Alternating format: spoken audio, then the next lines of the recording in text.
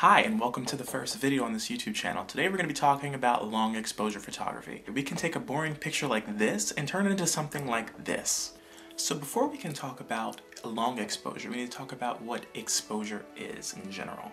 So exposure is simply defined as how much light is hitting the sensor of your camera. Exposure can be controlled by what lights you're actually using, what your ISO value may be, also the aperture itself of the lens that you're using. So what is a long exposure? A long exposure is when you leave the shutter open for a longer period of time.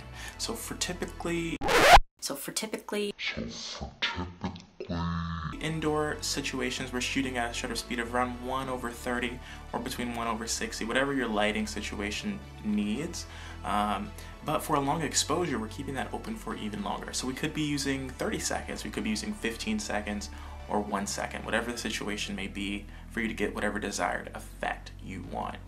So I have my old camera here, and I'm going to show you how shutter speed affects the exposure of your images. So first I'm going to start off with a 1/30. What you'll see is it comes out relatively clear. You can see the details, you can see the highlights, the shadows, and all of that in the frame. So here's that. Alright, so next I'm going to show you a 1/5 or 1/5 of a second shot using that shutter speed. And what you're going to see is that photo is going to be brighter. You're not going to have as many shadows. The highlights are going to be a little bit blown out, and the midtones are going to be a little bit overexposed as well. So that's kind of going to look like this.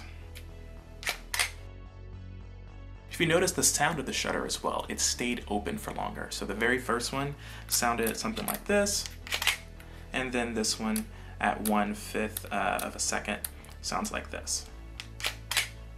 Alright, so as you probably saw with the image that was shot with 1/5 shutter speed, you'll probably see that it was a little bit blurry because there was movement. Any small movement is going to translate in a long exposure, so it's imperative that you use something to stabilize your camera like a tripod, or that you set it on a solid surface when you're doing a long exposure. It's best to have some type of remote connected to your camera so that you can not touch the camera and cause that little bit of vibration by pressing your shutter button. So why would we use long exposure in the first place? You might use it to try to grab those really cool night images of the skies, motion blur if you're doing a portrait of a subject.